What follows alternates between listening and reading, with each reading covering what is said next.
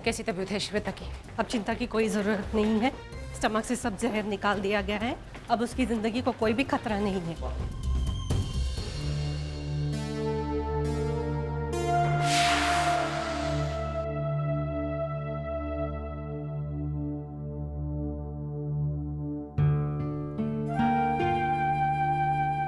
श्वेता,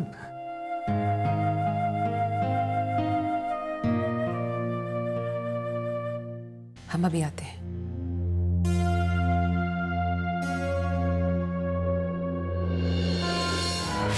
करण का नंबर भी नहीं लग रहा है। श्वेता, तुमने ऐसा क्यों किया श्वेता? क्यों किया? अरे अगर कोई प्रॉब्लम थी तो कम से कम एक बार मुझसे बात कर ली होती।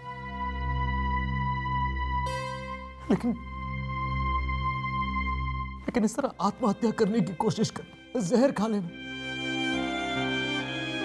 तुम जानती हो मैं कितना डर गया था, कितना डर गया था। अगर तुम्हें कुछ हो जाता तो मैं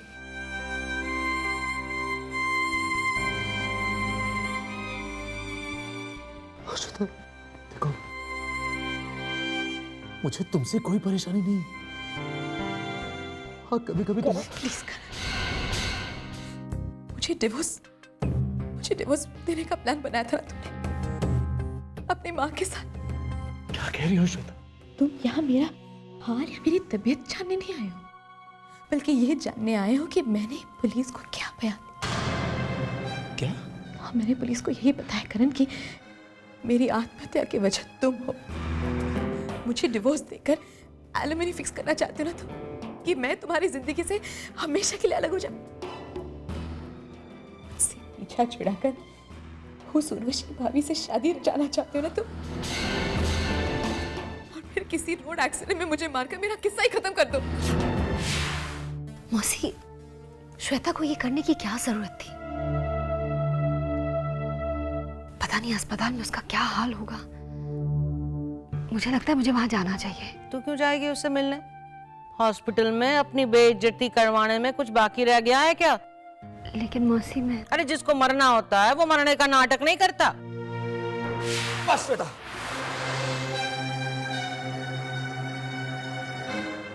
बस अब एक ही रास्ता है, तलाक।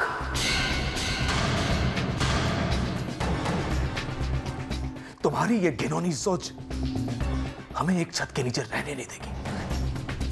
और तुम्हारा ये ख्वाब मैं कभी पूरा नहीं होने दूंगी करण प्रताप सिंह। हमारी शादी तोड़ना तुम्हारे हाथ में नहीं है करण। अब तुम जहां भी रहो, तुम्हें अब जीना मेरे साथ ही होगा।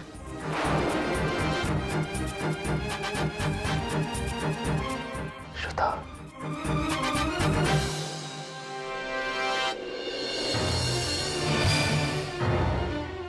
वो उनमें से एक है जो पैदा होते हैं सबको परेशान करने के लिए। बिल्कुल सही कह रही हैं आप मौसी जी। अब देखिए ना, किस घर में अनबन नहीं होती छोटी छोटी बातों को लेकर।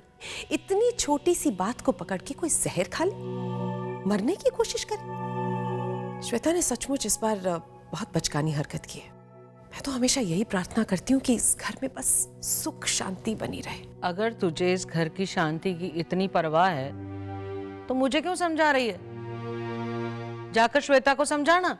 हाँ, मैं बात करती हूँ उससे।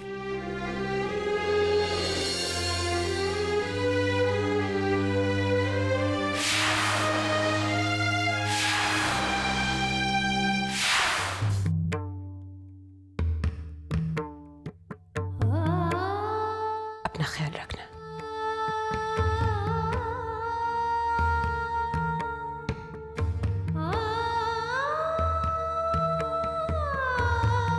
आपने हमारी बहू के लिए जो कुछ भी किया है उसके लिए हम शुक्रगुजार हैं। ये तो मेरा फर्ज है मैम। बस इस बात का ख्याल रहे कि ये बात हॉस्पिटल की 4 दीवारों से बाहर न जाए। यस, बिल्कुल मैम। शुक्रिया। श्वेता का ख्याल रखिएगा। यस।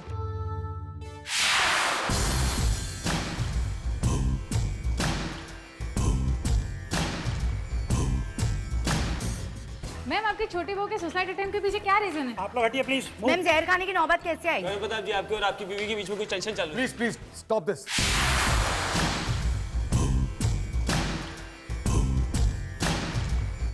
ये एक पर्सनल मैटर है, so please stay out of this.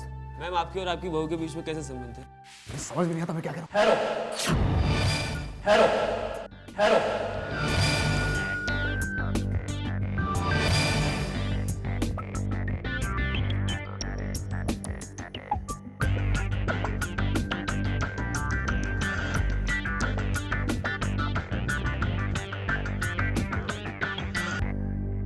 क्या हो रही है? किसी से सवाल पूछने का ये क्या तरीका है? आप लोग पत्रकार हैं या गुंडे? शर्म आनी चाहिए। आप जैसे लोगों ने जर्नलिज्म को एक चीप पॉपुलैरिटी के मीडिया में बदल दिया। It's a shame. ये एक रिस्पॉन्सिबल प्रोफेशन है। स्कैंडल्स, स्कूप और बीमार मेंटालिटी का कोई कारोबार नहीं है। प्लीज पहले अच्छे इंसान बन जाए, फिर पत्रकार बनना। किसी के घर में कैजुअलिटी है और आप लोगों को स्कूप चाहिए।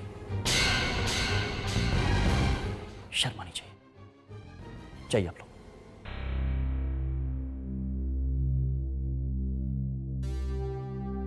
देखिए, आई एम सॉरी, मेरे पत्रकार साथियों की वजह से आप लोगों को कोई दिक्कत हुई है, तो I am really sorry for that.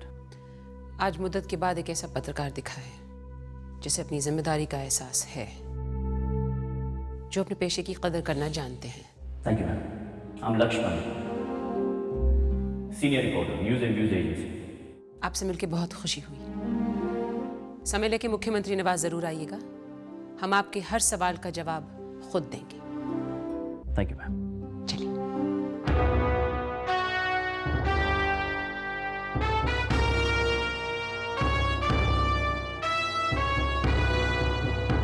Sir, ये पॉलिटिशियंस ऐसे काबू में नहीं आएंगे।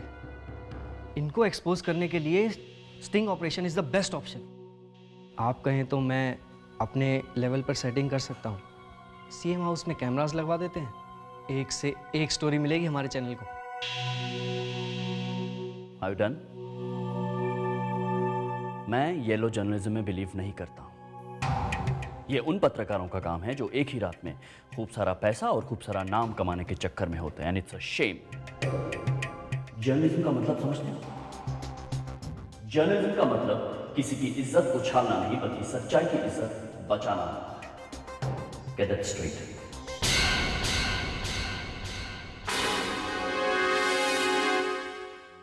क्या जरूरत थी उस जर्नलिस्ट को हाँ कहने की, एक नई मुसीबत मोल लेने की? किस किस सवाल का जवाब देंगे हम? किस किस सवाल का? करण, जब हम सिर्फ समाज के लिए जीने लगते हैं तो अपनी जिंदगी से व्यक्तिगत नाम की चीज खत्म हो जाती है। गलतफहमियां पैदा होने में ज्यादा समय नहीं लगता। जब किसी बात पर अपना काबू ना हो तो हमें अपना पक्ष रखना पड़ता है। I don't know, पता नहीं अब क्या बचा है मेरी जिंदगी में। ऐसा मत कहो करण। श्वेता की इस हरकत ने हमें भी बहुत बड़ा सदमा पहुंचाया है। नहीं समझ पा रहे कि उसने ये आत्मघाती कदम गुस्से में या बदले की भावना में उठाया है, लेकिन उसकी जान जा सकती थी। और करण, हमें नहीं लगता इस रिश्ते का अब कोई वजूद है। तुम देखना, तलाक के बाद सब कुछ ठीक हो जाएगा। तुम देखना।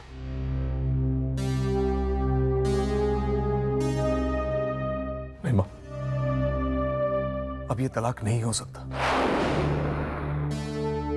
अपनी इस गलती को जिंदगी भर भुगतना पड़ेगा मुझे, जिंदगी भर।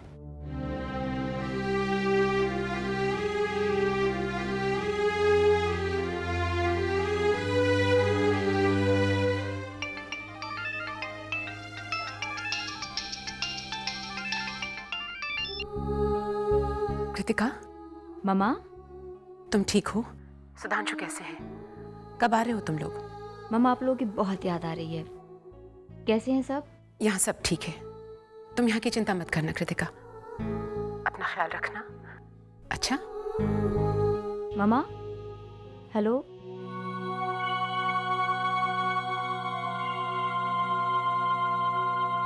पूरी बात किए बगैर मम्मा ने लाइन काट दी? सब ठीक तो है ना? श्वेता, सीएम की बहू को अपना सामान खुद उठाना पड़ रहा है। अब इस घर में तुम्हारा सामान उठाने वाला भी कोई नहीं रह गया। लाओ दो मुझे। इट्स ओके आना। आयुषो, कैसी तबीयत है तुम्हारी? लगता है आपके होने वाले पतिदेव घर पे नहीं है, वरना मेरा हालचाल पूछने के लिए आपके पास पहले कभी टाइम ही नहीं था। श्वेता, आपको इस वक्त आराम की जरूरत है और कुछ नहीं। अपने कमरे में जाइए, आपका सामान वहां तक पहुंचा दिया जाएगा। कोई ज़रूरत नहीं मम्मी जी, मैं अपना बोझ खुद उठा सकती हूँ।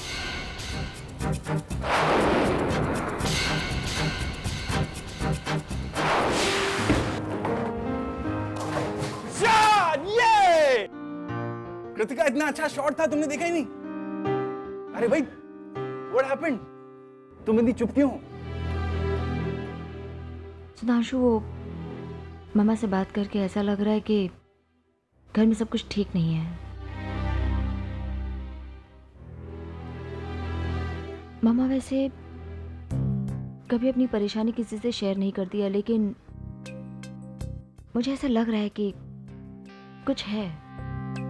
मेरी आवाज़ सुनकर मम्मा कुछ देर के लिए खामोश हो गई थी। करण भैया, भाभी, किसी के बारे में कुछ नहीं कहा। सुधांशु, मुझे ऐसा लग रहा है कि कुछ तो टेंशन है घर में जो मम्मा मुझे बता नहीं रही हैं।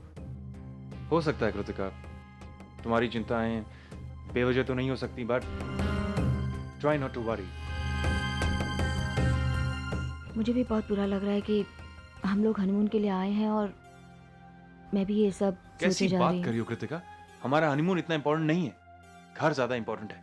यू डोंट वरी, मैं पंची को फोन करता हूँ, उससे बोलता हूँ तुम्हारे घर जाए, और अगर कोई प्रॉब्लम हो तो हमें बताए। Thank you. थैंक यू नहीं, मुझे तुम्हारी खुशी चाहिए। Thank you so much. Shweta, खाना खा के जाओ। मेरी भूख की चिंता छोड़िए, इस घर में काफ़ी लोग हैं, उनकी चिंता कीजिए। और वैसे भी उन्हें आपके हाथ का बना खाना पहले से ही काफ़ी पसंद है।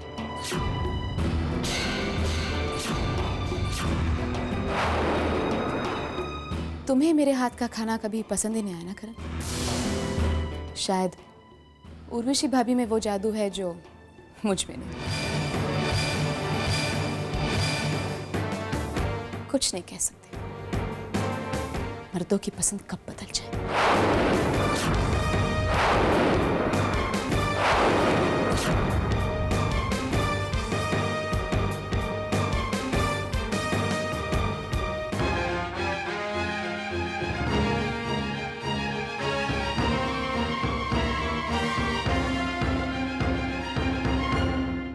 प्रियंवदा, तुम चुप क्यों हो?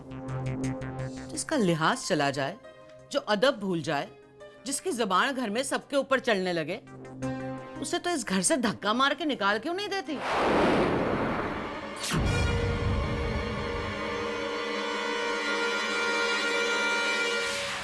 जिस लड़की को मैंने प्यार के अलावा और कुछ नहीं दिया, वो मुझे किस बात की सजा दे रही है? श्वेता को कितनी... hello, mister Karan Pratap Singh, news and views channel से लक्ष्य पंडित बोल रहा हूँ। लगता है आपने माँ का इंटरव्यू करने का इरादा अभी तक बदला नहीं। मिस्टर करण, हमारे प्रोफेशन में बिना इरादे के कुछ भी नहीं होता है। बताइए, इंटरव्यू के लिए कौन सा वक्त सही रहेगा? होल्ड ऑन, कल शाम को बुला लीजिए। आप लोग कल शाम को आ जाइए। मिस्टर करण, एक गुजारिश थी आपसे। अगर इस इंटरव्यू के दौरान आप भी हाजिर रहते तो बहुत अच्छा लगता हमें। वो क्या है कि किसी अच्छे इंसान को जानने में कोई बुराई तो नहीं है ना? देखिए, मेरे पास कहने के लिए कुछ नहीं, इसलिए प्लीज मेरा पीछा करना छोड़ दीजिए। करण साहब, माना कि मैं एक रिपोर्टर हूं, लेकिन उससे पहले मैं एक इंसान भी हूं, और मेरे लिए किसी न्यूज से ज्यादा अहमियत रखता है किसी इंसान को जानना। तो आप इत्मीनान रखिए, कल हम मिलेंगे और बातचीत करेंगे, एंड ट्रस्ट मी, हम जो भी बातचीत करेंगे दिल B of the records.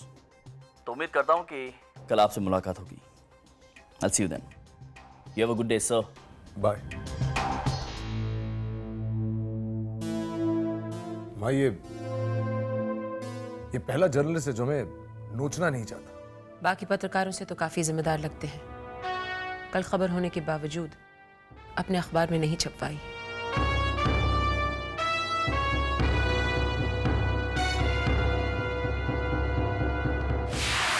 Shweta भी घर वापस आ गई। मुझे आपकी स्ट्रैटेजी समझ में नहीं आई भागवत जी। याना,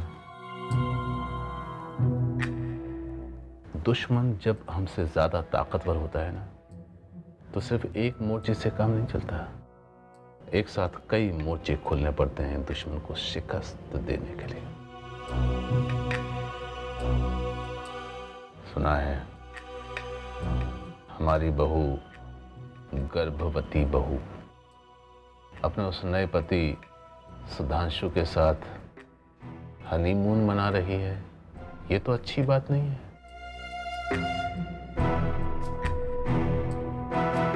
मुझे नहीं पता था कि बिल्कुल मेरी तरह आपकी नजर भी प्रियंवदा प्रताप सिंह के पूरे खानदान पर लगी हुई है। तो तुम्हें क्या लगा जेल से मैं घर में बागवानी करने के लिए बाहर आया हूं? मुझे विशाल प्रदेश की सत्ता वापस चाहिए और प्रियंवदा देवी विशाल प्रदेश से बाहर चाहिए। और इसके लिए मैं कुछ भी कर सकता हूं, कुछ भी। प्रियंवदा देवी के खानदान में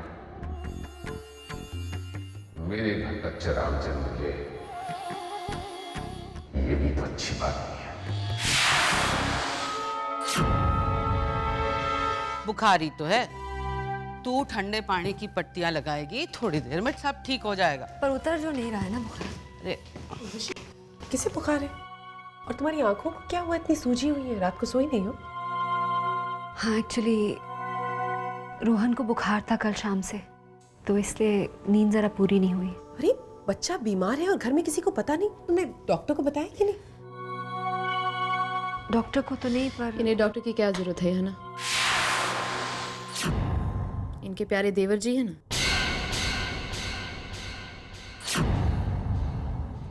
उन्हें जितना प्यार माँ से है उतना बच्चों से भी तो है। क्यों, कुछ गलत कहा उर्वशी भाभी? तुम उर्वशी को क्या कह रही हो? जरा अपने गिरेबान में झांक के देखो। रिश्तों का मतलब मालूम है? अरे तू क्या जानेगी? एक औरत, उसे जिसे पता नहीं पति क्या है, पत्नी क्या है, बच्चों का प्यार क्या होता है, वो औरत जो अपने बच्चों को जन्म देने से पहले ही उसकी हत्या कर दे, उसे क्या पता औलाद क्या होती है? आप मुझे बताएंगे रिश्तों का मतलब? मैं पूछती हूँ, आप होती कौन है मुझसे से बात करने वाली? अपने हक अपनी बड़ी बहू के लिए बचा के रखना। अगर इस घर में रहना है तो अपनी हद पार करने की कोशिश मत करना, क्योंकि मुझे आप में और आपके नसीहतों में कोई दिलचस्पी नहीं। अरे तुझमें किसे दिलचस्पी है? तेरे जैसी औरत के मुंह लगने का शौक नहीं है मुझे। तू मुझे हद दिखाएगी, तू अपनी हद देख। तुझे गलतफहमी कैसे हो गई कि मैं ये तेरे घर में रह रही हूँ? ये घर मेरे वीर का है, तेरे बाप ने दहेज में नहीं दिया था, समझी? मेरे घर वालों को बीच में लाने की कोई जरूरत नहीं, समझे आप? तो तू अपनी औकात में रह। Listen, I say shut up. तू चुप कर, मुंह बंद रख अपना।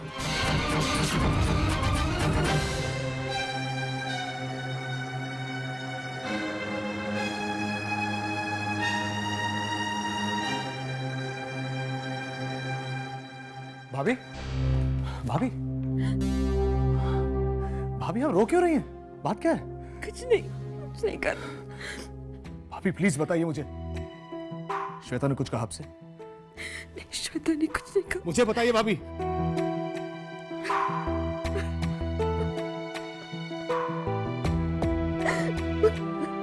भाभी प्लीज, उसकी तरफ से मैं माफी मांगता हूँ। प्लीज अपने आंसू पोंछ लीजिए।